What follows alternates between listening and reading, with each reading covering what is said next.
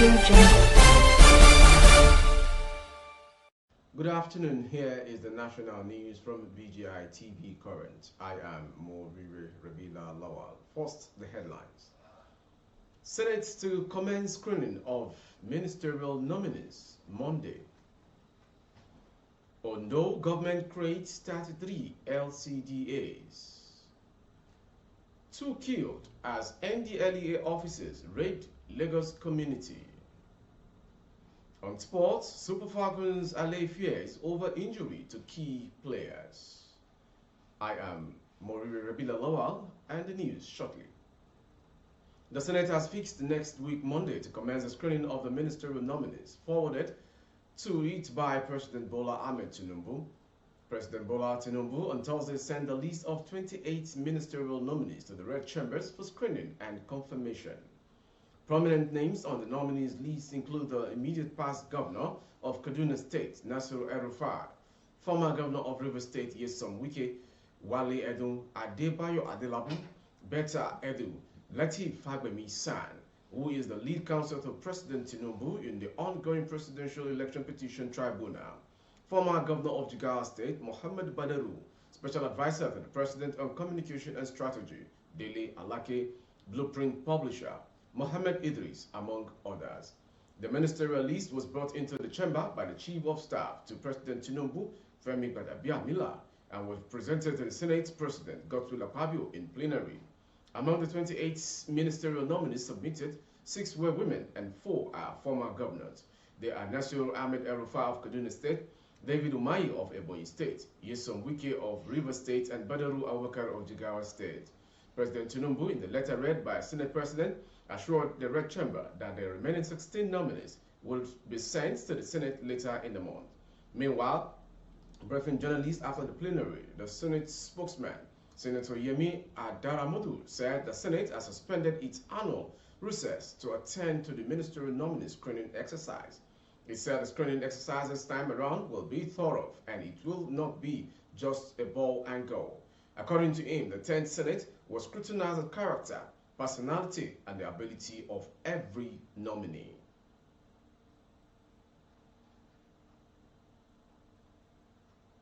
Ondo State government has announced the creation of 33 local government development areas, LCDAs. The Attorney General and Commissioner for Justice, Charles Titiloye, said these after the State Executive Council meeting held in Akure, the state capital.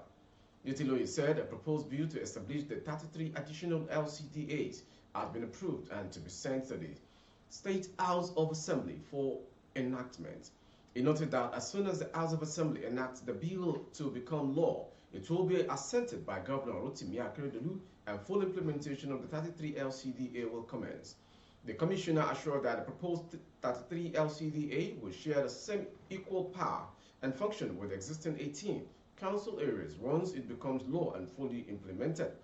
Also, the Commissioner for Local Government and Chieftaincy Affairs, Amidu Takuro, said the council has approved the Olora of Ora Ajowa in Akoko North, West, and Oniko of Etikon in Ilaje Council area. Meanwhile, the council has assured the people of the state that parity will soon be rolled out to the people of the state following the setup of the Implementation Committee on Palliative.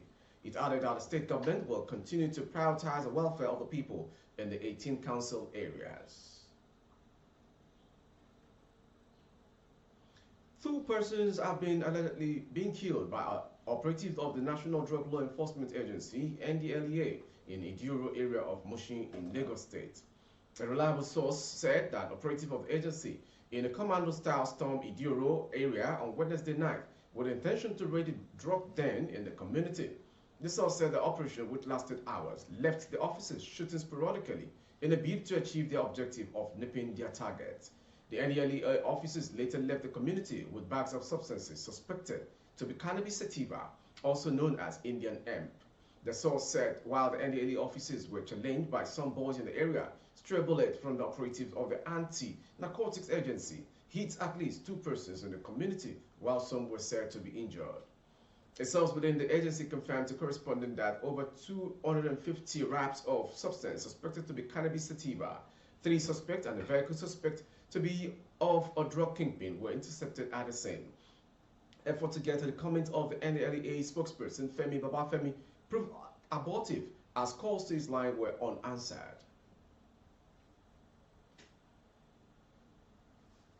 Bandits have shot one person and abducted 10 others at Talata Mafara town, the headquarters of Talata Mafara local government area of Zamfara state.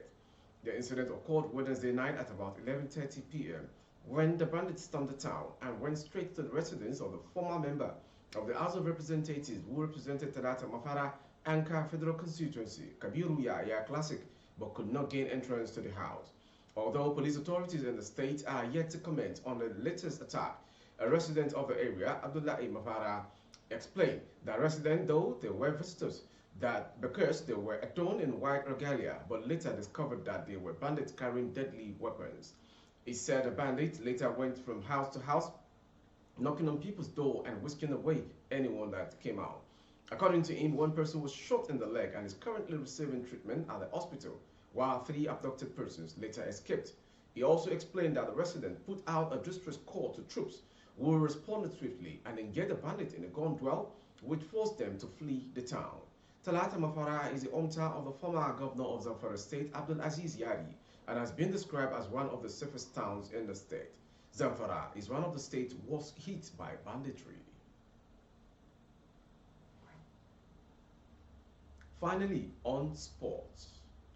Super Falcons media officer Olochi Tobechukwu has dispelled fears some of the team's key stars might miss Monday's last group game against Republic of Ireland as a result of injury. Dependable midfielder Alimat Ayinde limped off the pitch with what looked like an ankle problem in the second half of Thursday's clash against Australia. Right back Mitchell Alozie also picked up a knock in the game, while Osinachi Ohale also sustained an injury. Tobechukwu, however, stated that the players are in good shape and will be fit for the match against the Republic of Ireland. They are good. A lot of knocks during the match. Even prior to that, we have had Desire Oparanoze on the bench, recovering from knocks, almost fully fit, she said to Brilla. I saw Ohale last night before going to bed. She was walking fine, so should be good before our next game. The Super Falcons will take on Ireland at the Lang Park, Brisbane on Monday. They need just a point from the game to secure a place in the round of 16. With that sports story, we've come to the end of today's national news. Before we go, some headlines. Senate to commence screening of ministerial nominees on Monday. Although government creates 33 LCDAs. 2 killed as NDLEA officers raid Lagos community. Super Falcons allay fears over injury to key stars. For more updates of our broadcast on YouTube, our handle is BGI TV Current. Kindly subscribe and click on the notification bell.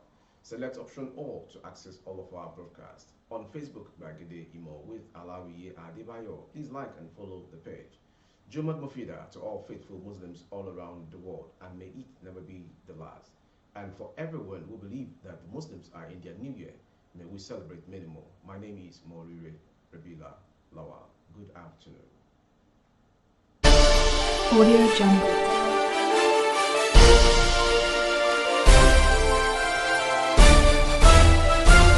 Audio Jungle.